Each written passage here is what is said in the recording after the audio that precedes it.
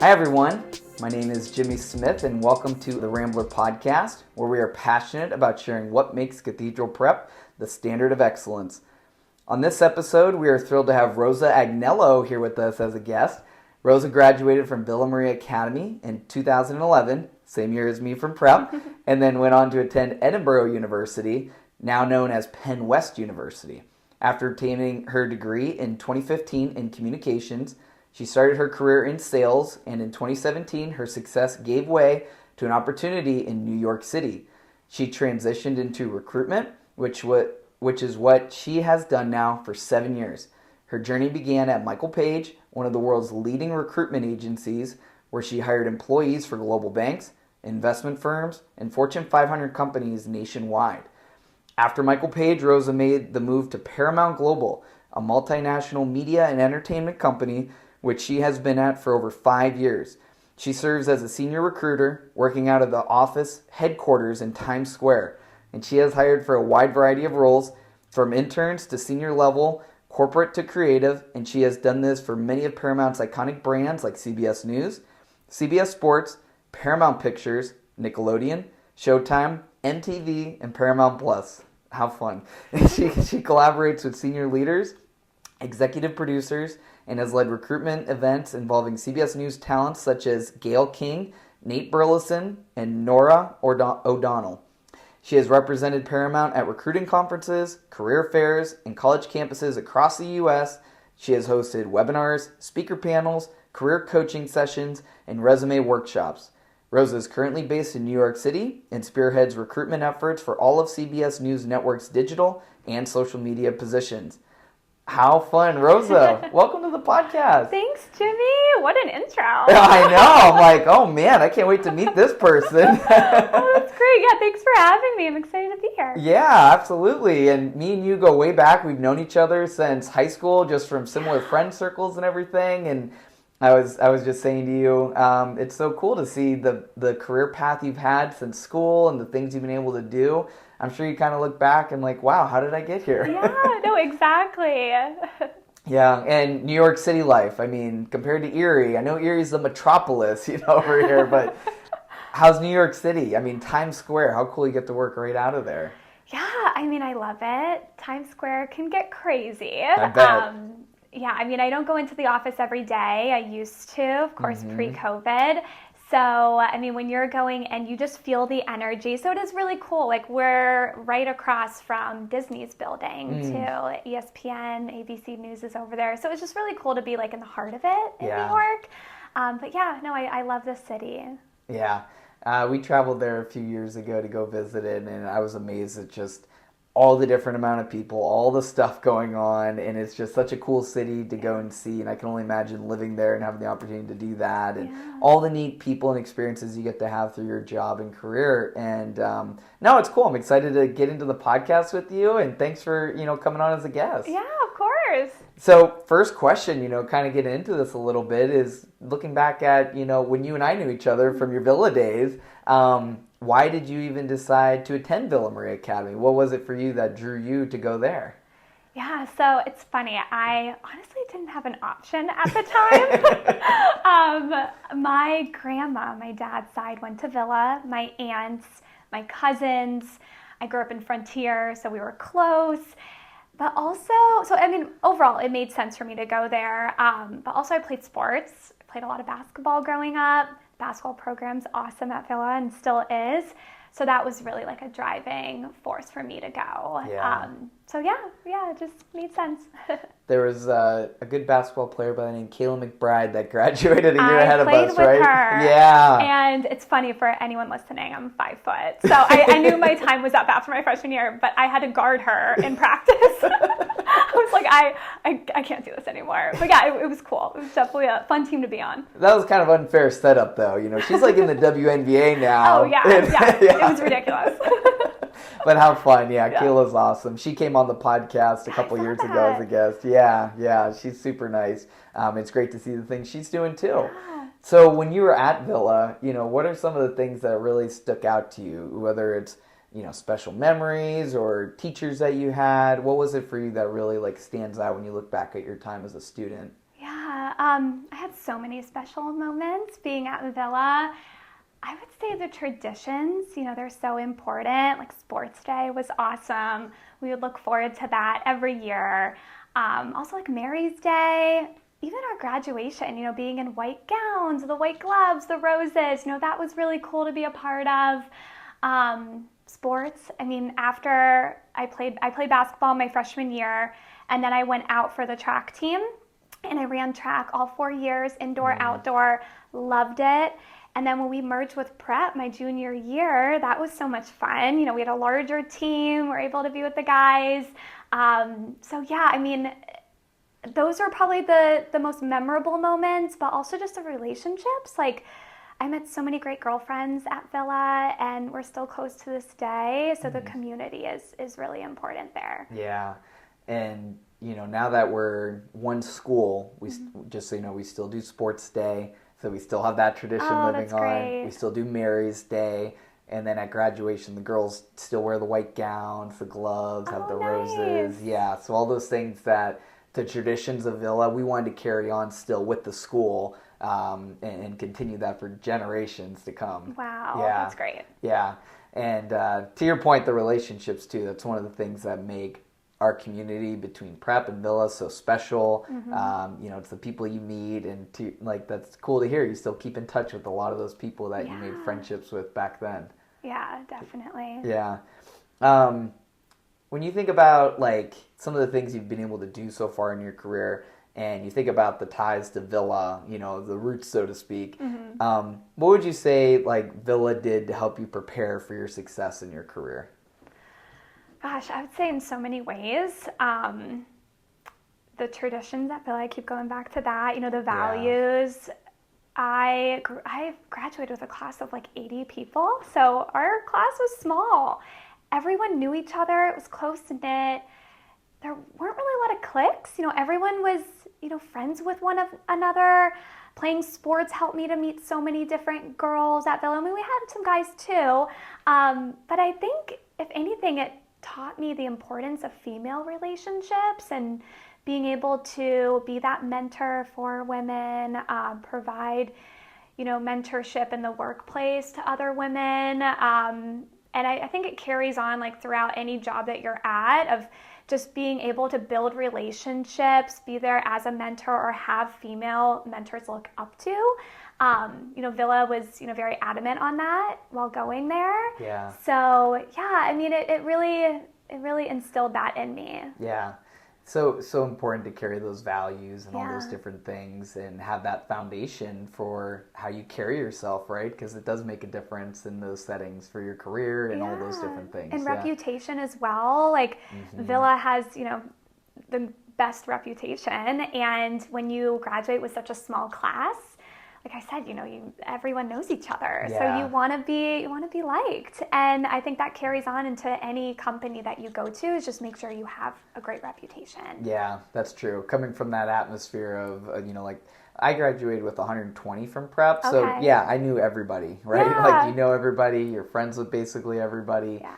But when you come from a community like that, and then you transition into, college and beyond to other career paths, those things, stick with you, and you're able to carry those on. Yeah, for sure. Yeah.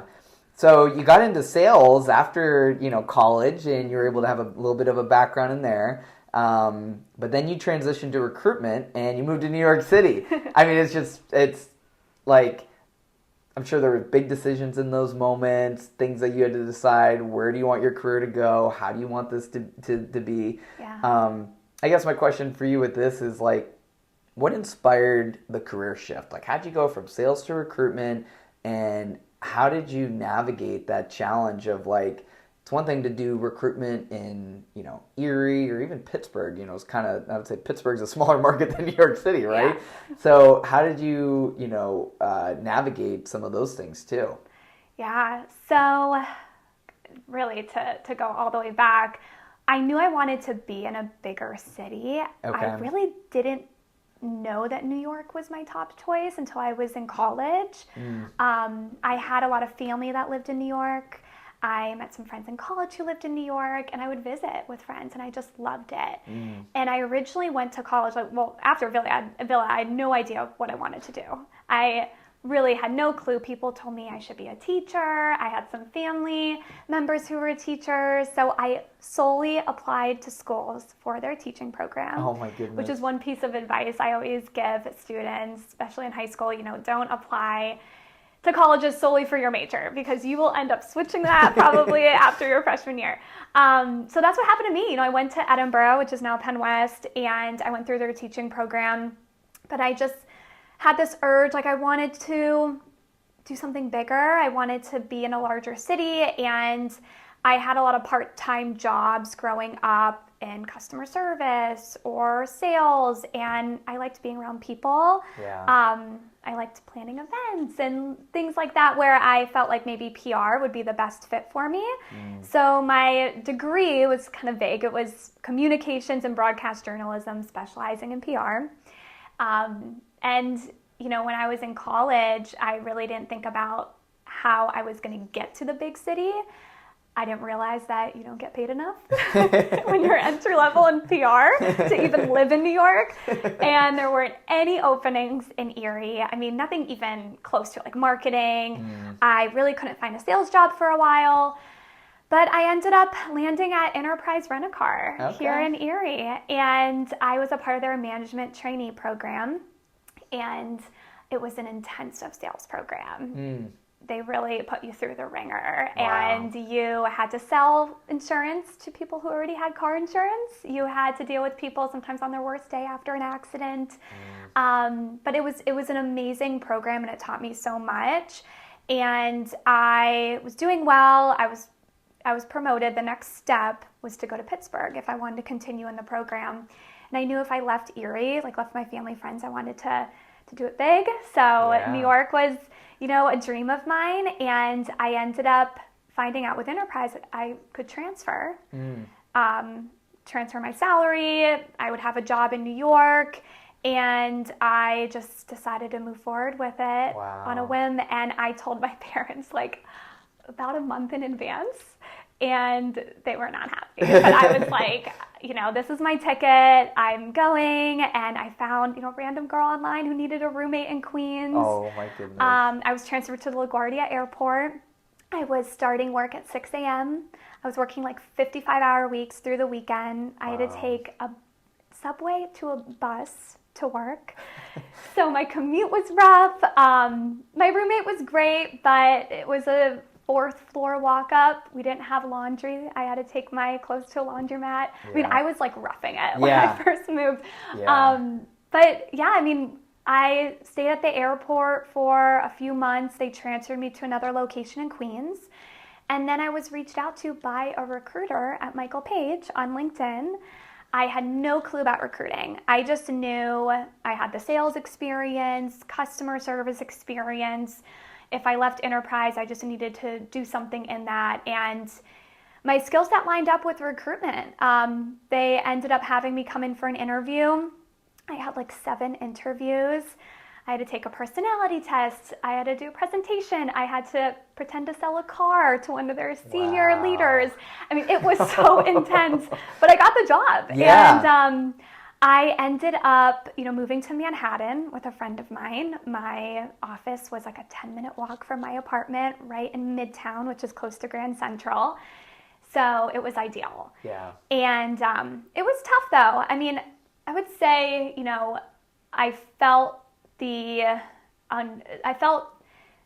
I was uncomfortable when I first moved to New York. Personally, I felt like it was such an adjustment for me. It was such a big transition. I didn't feel the competitiveness of New York until I started at Michael Page, just in the workplace, because it was a global corporate agency. So the managers were intense. We had a lot of sales goals to hit. So it was tough. But I loved it, and it led me to where I'm at now. But dealing with the competitiveness in New York, I think, is tough. But you have to have the drive, and to tie it back to Villa, and I think playing sports, really helped me with that. You have to stay motivated. New York is expensive. And if you don't have a job, you can't afford it. So like failure was not an option for me. I saved up enough money to make the move. Yeah. And I was kind of on my own when I did. And I just had to, keep working to afford my apartment. And, that's why they say New York is, tough. I mean, it really is, you have a lot of people trying to take your job. Yeah. And you have to make it work to, survive and live there. Yeah. So that's what I kind of imagine it's like in a way. Like I Yeah. always imagine it's very competitive because to your point, your employer has a lot of different options of people they could fill in if you're not doing your job, right, Yeah. to do that. Let alone other people who are gunning for your position and doing that. Yeah. Let alone you hitting your goals. Then there's 10 other companies trying to do the same thing you're trying to achieve. Yeah. So yeah, and kudos to you, by the way, for taking the step of faith, right, to go out to New York, basically betting on yourself, saying, I'm going to make this work. Thanks. Yeah, I mean, I think I knew maybe a handful of people too. Yeah. So I really had to step out of my comfort zone. And yeah, I mean, I told you for this podcast, like when I look back, I'm like, gosh, like how did I do that? But I really didn't look back at the time. Like I just knew it was right for me. Yeah. And I always like to kind of add in, like for our podcast listeners, a little note, like just think about, Rosa and her background and the things that you were able to accomplish. It's because you believed in yourself. Like you had that confidence to say, you know what, I'm going to go and get that. And it doesn't have to be a big move to New York, for our listeners. It could be, applying for a job or, making that sales call that you've been nervous about for the last 2 or 3 weeks and you're just letting it linger over your head. It's like, just do the thing and you'll feel so much better and feel better about yourself after you do it. Like I'm sure you look back on yourself, Rosa, and say, you know what? I did that. Like I did go out there and do this, as you said, kind of slumming it for a couple of years maybe or however long it was to do your laundry at a laundromat and all this stuff. Gosh. I mean, it's just paying that price to, to achieve the success that you have. Yeah, definitely. And I always say, like, when you first move to New York, you're just constantly lost. Like, you have to figure out the commute. There's so many times I took the wrong subway and ended up, like, way out in Queens or way out in the Bronx. And, yeah, I mean, it humbles you in a way, for sure. Yes. But, yeah, it's definitely worth it. So, yeah, definitely take the leap if you can. Yeah, absolutely. And you mentioned Michael Page, that was kind of where somebody reached out to you on LinkedIn and brought you over there after your 7, tests that you had to, interviews crazy. you had to pass. During your time there, can you share some of the most, kind of memorable experiences or achievements from your time at Michael Page? Yeah, so for the listeners, just to give you some background, in recruitment, there's 2 lanes you can go down. You can be an internal recruiter, so in-house recruiter, which is where I'm at now with Paramount. I only hire for Paramount. But you can also go the agency route, where agencies are that third-party provider for a company to help them hire for employees if they don't have their own team. Agencies also help with executive level roles or any niche positions or consultant positions if you need to bring on people for a certain project. And every major company, well, not major, I would say large, even smaller companies, bringing in good talent is so important. So they will either have a team dedicated to that or they'll look on the outside in hopes that they can find that, right person for the job. So Michael Page had a bunch of different clients, world-renowned clients, which they called their key accounts. So, major banks like Morgan Stanley, HSBC, Bank of America, investment firms, BlackRock. They worked with major media companies, Bloomberg, NBC, just to name a few. And also, the goal as a recruiter there, when you were first brought on, you had to build your own business. So when I got the job, I was hiring for accounting and finance professionals in New York, and I had to build my own clientele along with recruiting for certain companies. So I had sales goals to hit. I had to reach out to companies in the media, advertising, tech space. That was my lane. And I hired for all levels, so entry level up to senior level. And I had to go out to like advertising agencies as an example and pitch Michael Page as a business and say, if you need help hiring. I did a lot of temp roles, like temp to permanent positions. And I would, sell the company, sell myself and say, you know, I would really like to work with you. I can hire for your roles. I have all these candidates. And sometimes they would listen to you. Most of the time they didn't. Some people just wouldn't even answer their phone or let you in. But the best thing about Michael Page is it had me like learn the city. I was running around Manhattan, meeting with certain clients. I really understood the job market because I was hiring for accounting and finance, but I was able to find out, you know, what are the top companies in New York? What are the top companies in this industry? You really got to learn. Yeah, I was able to like learn the market, the type of organizations that, you know, were in my lane. And then also, you know, being in front of CFOs and senior leaders, you know, head of HR at some companies and having to pitch to them was tough, but it taught me a lot. So it was a great like stepping stone into New York. So it taught me the city. It taught me just how competitive the job market was. But I also met so many great people along the way there. And yeah, I was in that role for about a year, and I ended up having the opportunity to transfer to a different team where I was solely recruiting for our main account. So I didn't do the business development anymore, which was not for me. But I was recruiting for companies. I was reaching out to candidates, sometimes cold calling candidates. I would interview candidates. I would come to Michael Page. So Michael Page as an agency helps clients hire, but also candidates will reach out to Michael Page and be like, hey, I'm looking for a job. Can you help me? So a lot of the time we were interviewing candidates and helping people find jobs with the jobs that we had from our clients. So that's pretty much how the agency life was. And yeah, I mean, it was a really tough role because our phone minutes were counted, our interviews were counted, our emails were counted, our meetings were counted. I mean, everything was a metric that we had to hit. So it was intense, but I made so many friends there. You know, everyone was my age. I was 24 at the time. So it was fun. It was really, really fun. Yeah.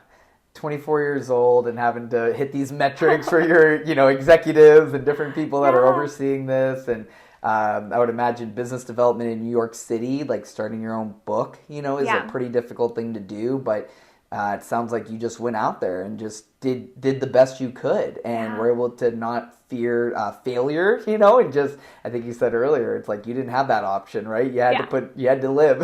So, exactly. Yeah. And no, it's just awesome to hear about. You know, me being in kind of like a development background, like myself here at Prep, and then been in sales positions previously. It's like you got to have that right mindset going into it. That you'll probably get more no's than you get yes. Exactly. But you got to keep, you know, striving and keep, you know, working it. Yeah. Yeah. No, that sounds like an amazing experience there that you had at Michael Page, and just being able to really, you know, get a lay of the land, get to know a lot of different people. Yeah. And then you ended up over at Paramount. So maybe tell us a little bit about how that transition happened for you. And then maybe talk about like your current role as senior recruiter. What does a typical day look like for you and what you're doing now? Yeah, definitely. So when I was at Michael Page, I was a part of a team. We're all very close.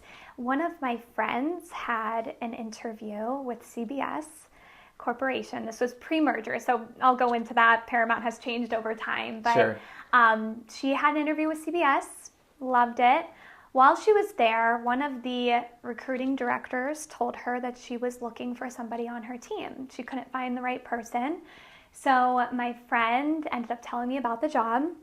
She ended up getting the job at CBS and pretty much brought me over with her. She referred me to the recruiting director, sent my resume over to her, and I went through a bunch of interviews, and I ended up landing the job at CBS, at the time solely hiring for CBS News Network. Okay. And, you know, one thing that I always tell people is like, yeah, networking is so important with senior leaders, you know, top professionals in the industry you're trying to get into, but also just your coworkers. You know, your fellow students, like even if they become your friends, they will help you find a job later in life. It has happened to me so many times, and it's something I see all the time too. So it's just very, you know, important to build those connections, even with people at your own level at a company.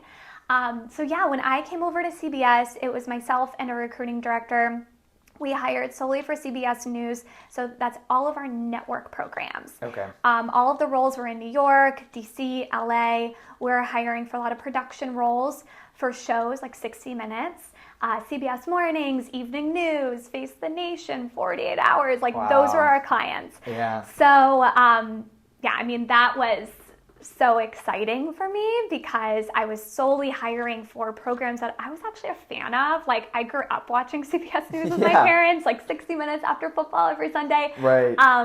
Yeah, it was really cool. So I, worked on a bunch of different roles. We were hiring for so many different clients, and I'll go into that shortly, but the brands have changed. After COVID happened and the merger, we merged with Viacom, which owned MTV, Nickelodeon, Comedy Central, Paramount Pictures.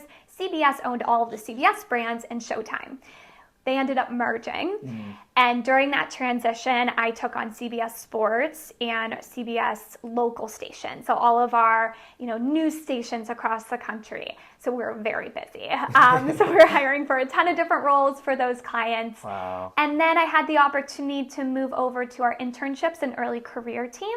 So I hired for the CBS brands, but also all the brands within Paramount. So all of like the old Viacom brands, so Nickelodeon, MTV. I worked on more like entry-level roles, all of the internships for our summer interns. I was able to put on, some programming events for them. I was traveling the country, going to different colleges and recruiting students. So that was a lot of fun. And then last year I transferred back over to CBS News, and now I'm heading up our social and digital recruitment. So the brands have changed over time. Being at such a large organization, you have to be adaptable. We've been through some changes as a company, and having to move to different teams, report into different managers can be challenging. But if anything, it has taught me so much, and I think it's really been able to improve my resume and my skill set. So the day-to-day, though, really hasn't changed. As a senior recruiter, how it works is once a job is approved, like if a company is looking to either backfill a role or add a new position to a team to help with the work, they will go through an approval process with HR and comp, make sure they have the budget for it. And then they would reach out to myself, or anybody on my recruitment team. I'm on a recruitment team of about 100 people overall. Wow. But we specialize in different areas. So with CBS, and that's news, sports, and some of our other brands, we have about 20 or 30 people. And then I head up a certain division within that. Yeah. So whenever there's a role that's approved within my lane, I will receive the job, I will post it, I will reach out to the hiring teams and set up a meeting to learn the position. Now the hiring team, so my clients, at Paramount are senior leaders. So, for example, I work very closely with the senior vice president of digital. I work very closely with the vice president of social media right now within CBS News. My clients in the past were executive producers. Anybody at the VP level or above or below. It could be a manager on a team. So those are our clients. Yeah. And we would be meeting with them, learn the role, and then we would start the recruiting process. So go through the applications, and sometimes we get hundreds of applications, sometimes thousands. It's a lot. Like for our internships, I think we would get like close to 3,000 for some roles. It was nuts. Wow. But then also we reach out to candidates on LinkedIn. So pretty much what happened to me when I was at Enterprise. Getting reached out to by a recruiter. If they think you're right for a role, definitely take it. Definitely take the call. I definitely advise that, because the recruiter will look at your profile. They look at your skill set, and a lot of times, a lot of the applications don't have what we're looking for. So we have to reach out to passive candidates and really pitch them on the job. So that's a big part of my day-to-day. And I have a team around me. I have sourcers, what we call them, where they are the ones all over LinkedIn looking for candidates. I have a coordinator that helps me schedule and helps with some of the back-end work. And, I handle the whole process where, I set up the interviews. Well, first I screen the candidates, of course, and if I deem them qualified, then we'll set up the interviews. and then we'll take them to the offer stage. And the whole time I'm working with the hiring manager to bounce ideas off of each other, get their feedback. If we need to pivot in any way, I'm constantly checking in. I'm really being that consultant, for them throughout the process. Once I have a candidate at the offer stage, I will, extend the offer. I negotiate. Yeah. And we close out the candidate, and then, I assist with the onboarding from there. So that's just like the day-to-day for one position. Right. As a recruiter, I can have up to, I would say normally it's like 10 different roles, so 10 different hiring managers. Sometimes 20. I've had more than 20 at a given time. When I would hire for internships, I had 40 internships to fill. So you can imagine, it's a lot of people you have to manage. Yes. It's a lot of candidates too, because you have to make sure you're giving them a good experience throughout. Right. So yeah, it's a lot of multitasking. It's a lot of people facing, building relationships with the hiring teams and the candidates. So yeah, that's pretty much what my day-to-day looks like. And then other things like going to career fairs, handling some of the administrative tasks. Like right now, we're involved with putting together an interview feedback form, and there's some, extra projects along the way, which add to my day. So it's kind of ever changing, but at least the recruitment process, I would say, remains the same throughout. Yeah.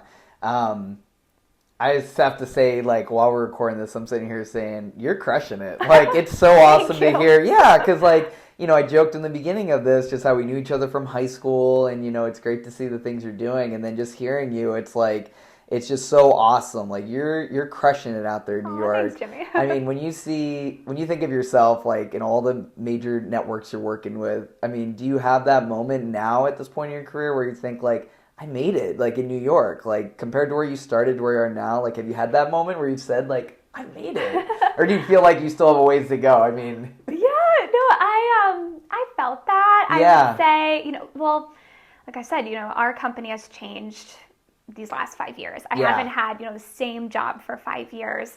But being at an organization that you're truly, I think, passionate about helps. Yeah. I'm a fan of the content. I grew up watching Nickelodeon and Right. MTV, along with, of course, CBS. And I would say, that was my goal. I wanted to work in, a corporate company. I wanted to, live that New York life. So yeah, I mean, it's been tough, of course. It's been challenging. Yeah. You have to be adaptable, like I said. For sure. But overall, yeah, like when I look back and when I lived in Queens compared to, my life now, it definitely feels good. Yeah, absolutely. It was worth it. Absolutely. I don't know if I sent you this question directly, but as you were talking, one of the things that came to my head was like, what have you learned from the recruiting process in terms of like, so I'm thinking about our listeners for the podcast, like all the things you're talking about is what people who are listening want to do is strive for new careers, right? Yeah. They want to go through the recruiting process with some company they want to strive for, whether they're working for the company they've been at for 10 years or they've been there a year. I think all of us want to aspire for more, right? To pursue new careers, new opportunities. What have you seen sitting in your chair for the recruiting process while you're interviewing candidates that you can give advice for us as listeners to you talking?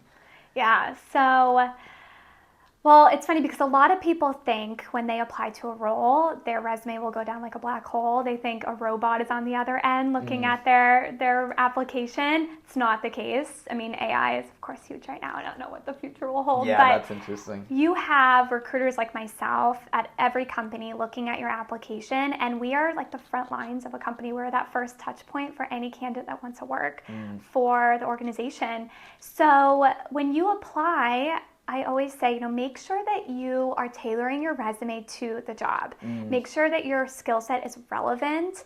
I mean, I look for certain keywords. I think the amount of time a recruiter takes to look at a resume, it's like 10 seconds.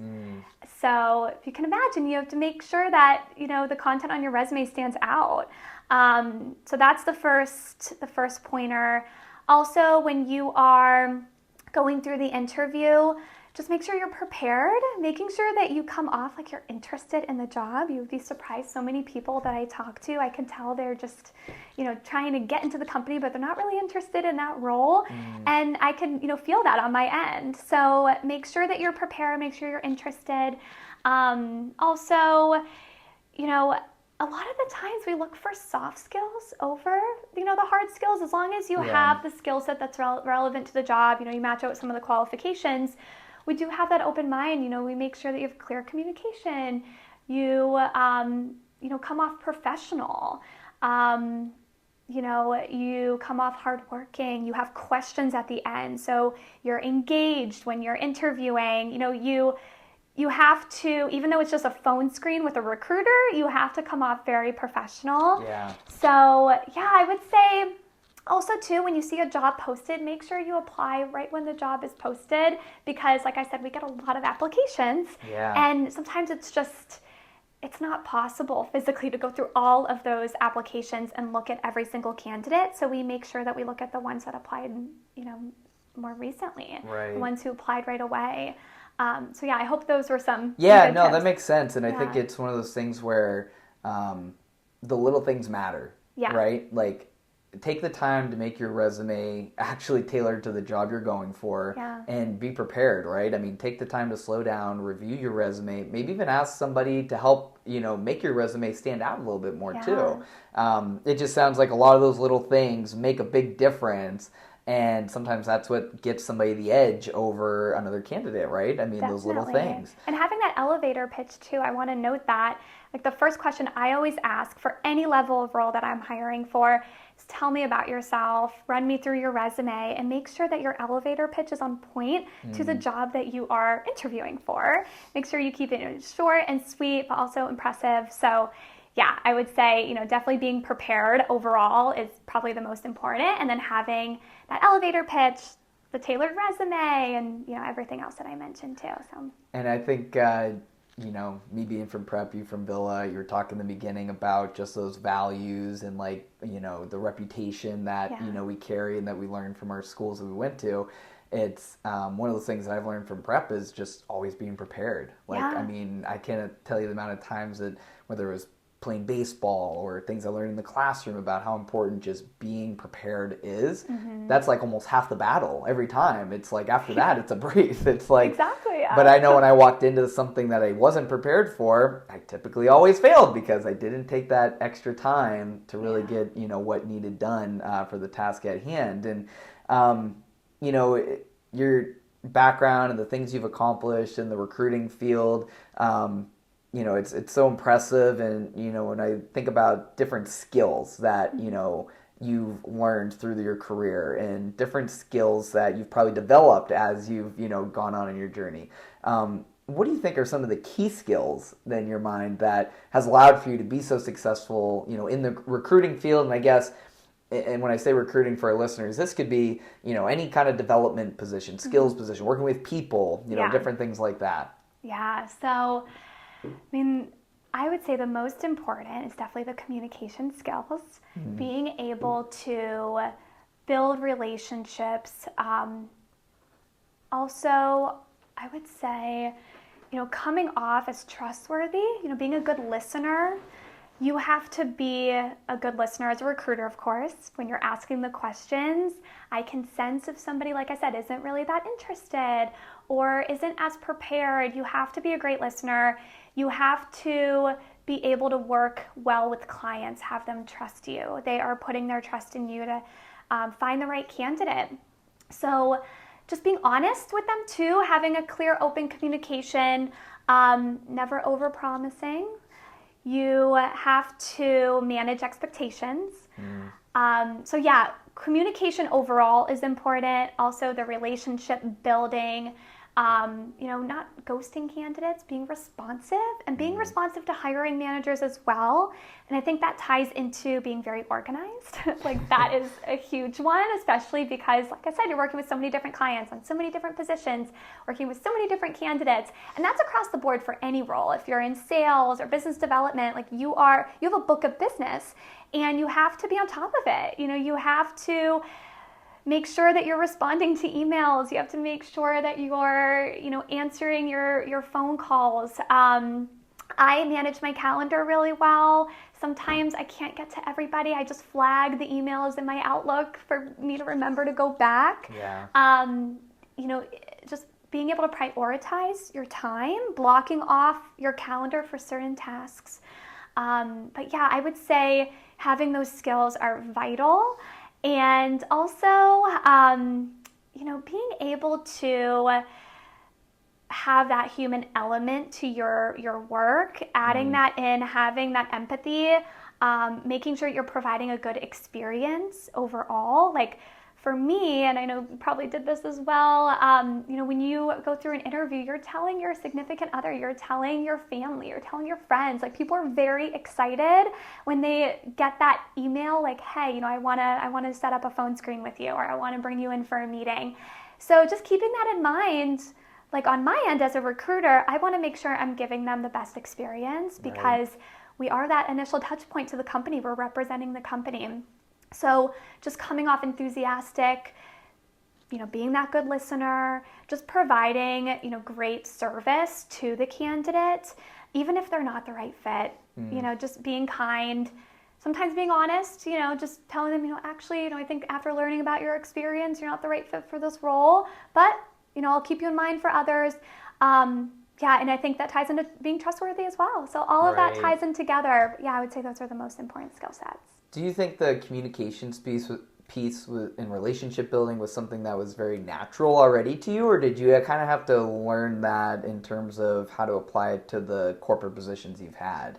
Yeah, so I would say it wasn't natural. I mean, I definitely enjoy being with people, but I think my experiences in different jobs that I've had added to that. Yeah. I credit my dad. He forced me to get a job when I was 16. I started working in customer service. I worked at Wegmans. I worked at Sarah's. I was a waitress. I worked at Lakeshore for many years. I worked in retail. Like I had so many different part-time jobs. Yeah. And when I was in college, I had an internship at Erie Brewing Company. I was a sales and marketing and PR rep, which was very fun. That part was fun, yeah. Yeah. So I had to go out and sell their products, and yeah, I mean, all of that taught me so many things. Being in food and beverage is tough. Right. I have so much respect for waitresses, bartenders, and when you're in retail as well, you're dealing with tough customers.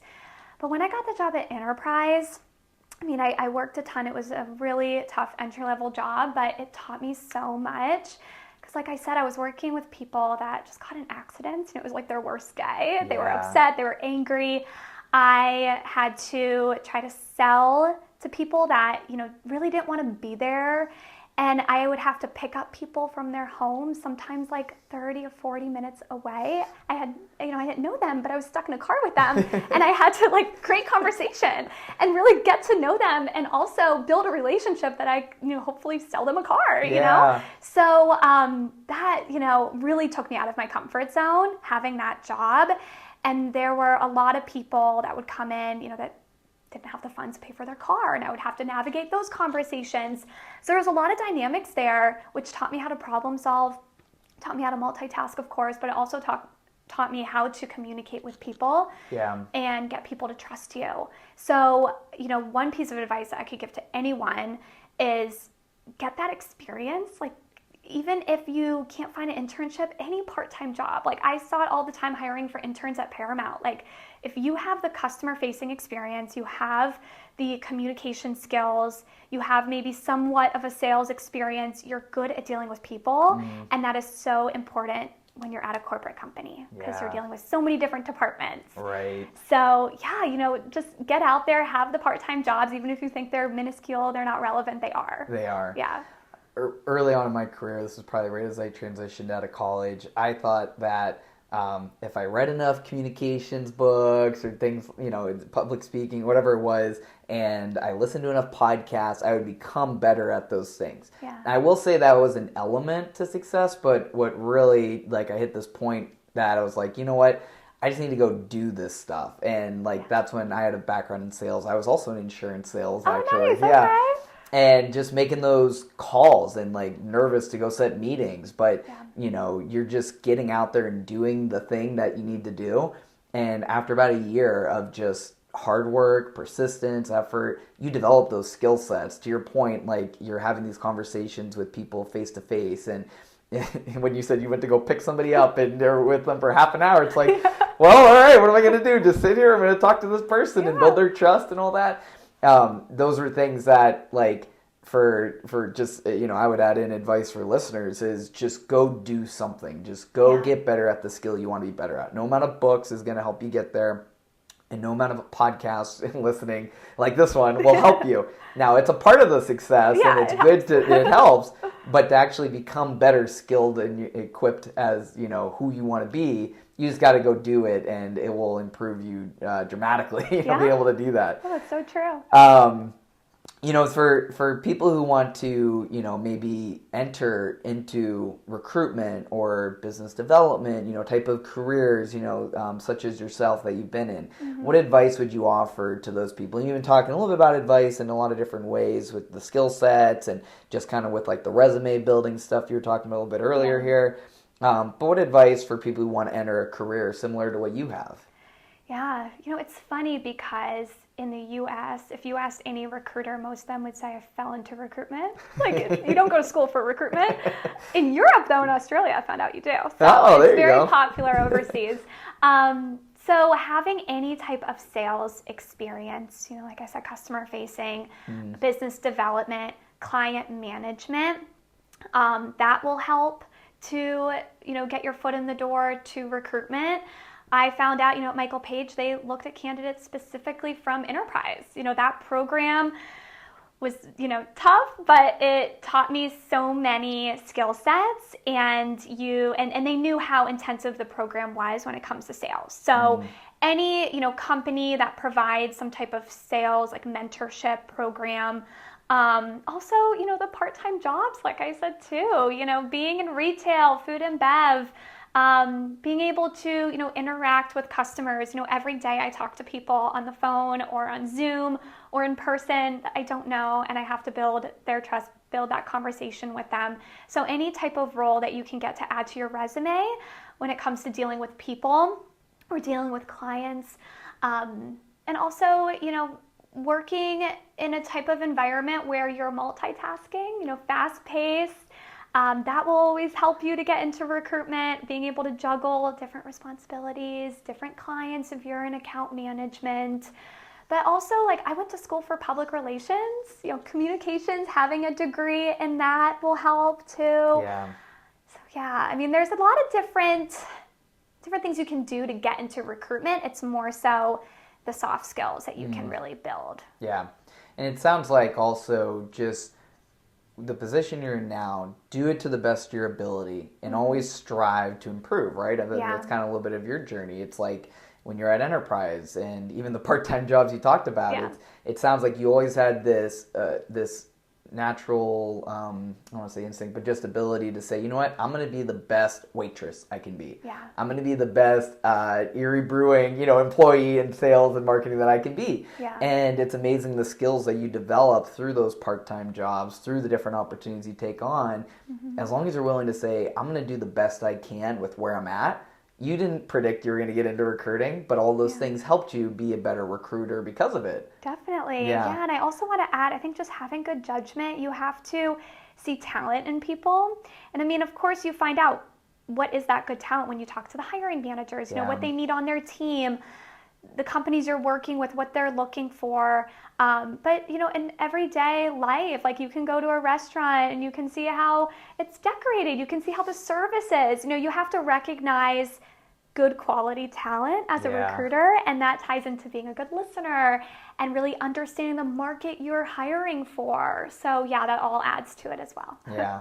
I was just thinking the Erie market's a little different than, probably Pittsburgh, New York, depending on where it's at.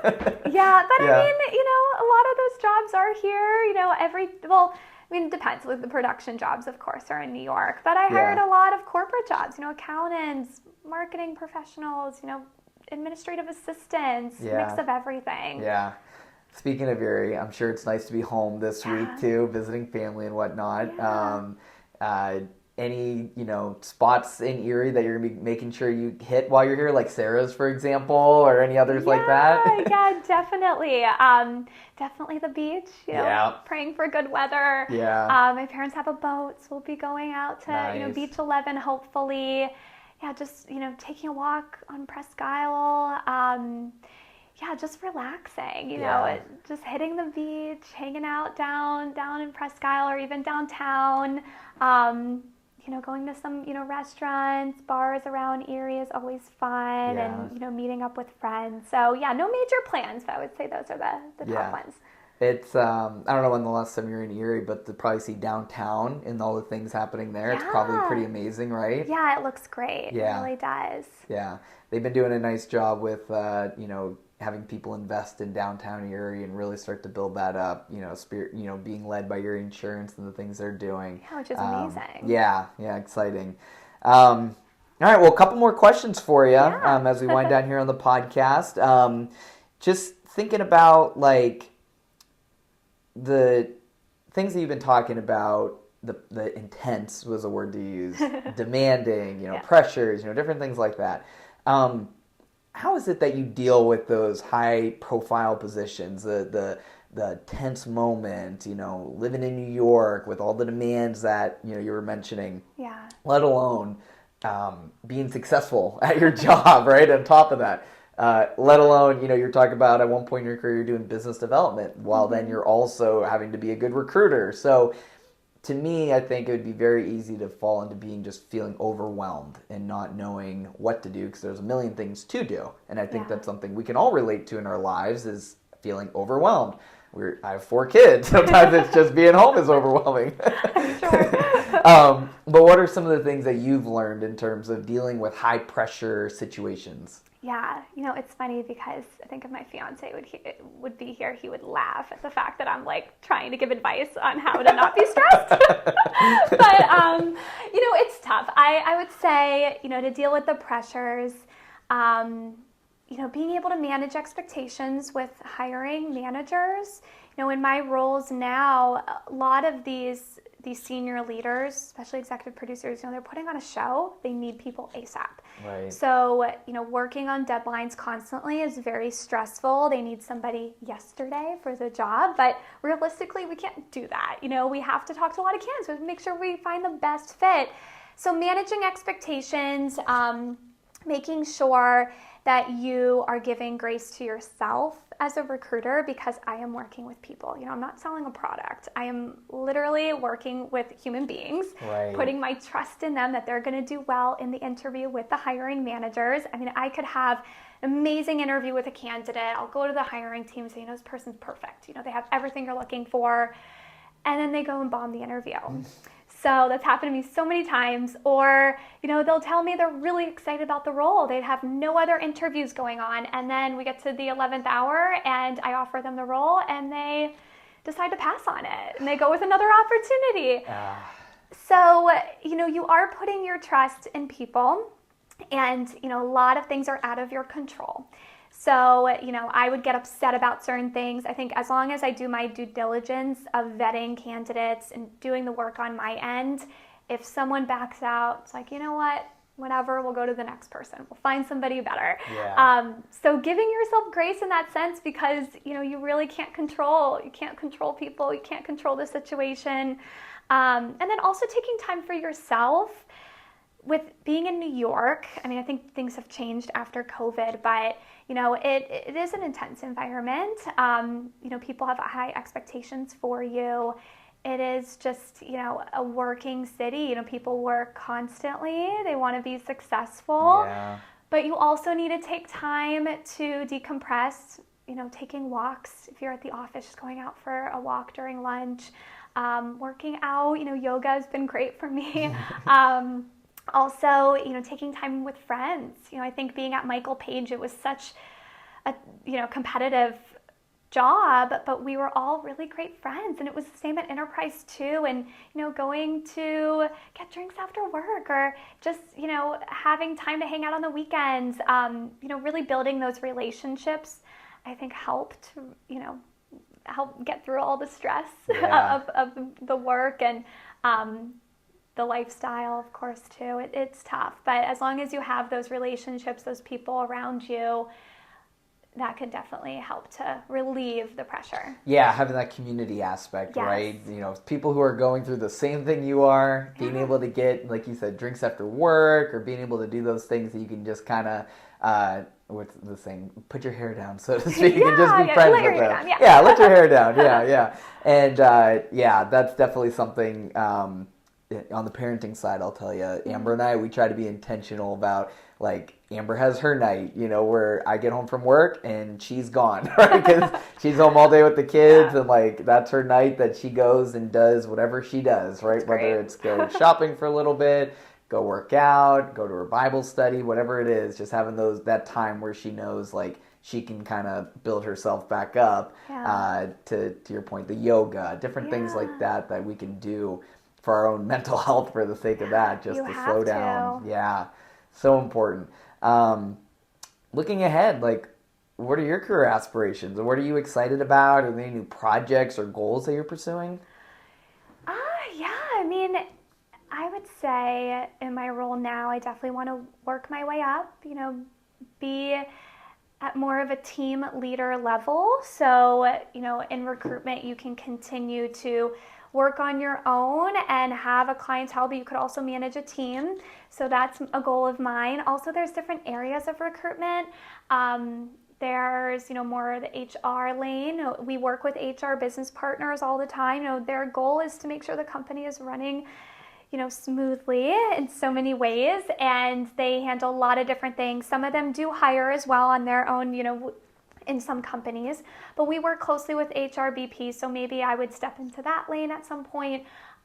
There's also like operations and the logistics side of talent acquisition. They handle more of the back end, the systems we use, more of the tech. And then there's more of like the onboarding piece. So if I wanted to provide training and onboarding for some of the roles I'm recruiting for, that would be really fun. So there's a lot of opportunity there.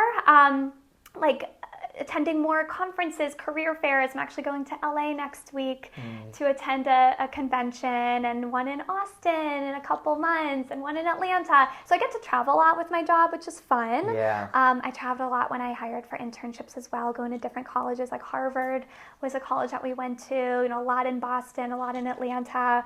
So that was really fun. And I think continuing to do that, networking, really building that network within recruitment is something I'm striving for. Yeah, that's awesome. Well, I'm sure you're going to be able to achieve all those things. I mean, based on your track record, it seems like when you set a goal, like you go for it and it's there.